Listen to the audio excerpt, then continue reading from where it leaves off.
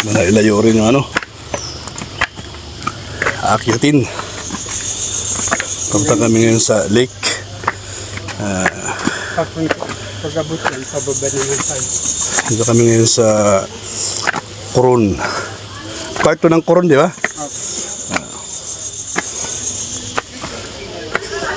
Pagdating dyan, pahinga muna. Sasakit talaga yung mga katawan natin dito. Dito rin natin mamaya. Bababa na naman tayo. Be careful, ha? Remember, Kanina paakyat. hold the railing, okay? Yan na pa, lugsong naman. Maupay na lugar. Inshallah. Nangurog yaptak tuhod pag sinaka. Ang lugsong. Isang yun na lake.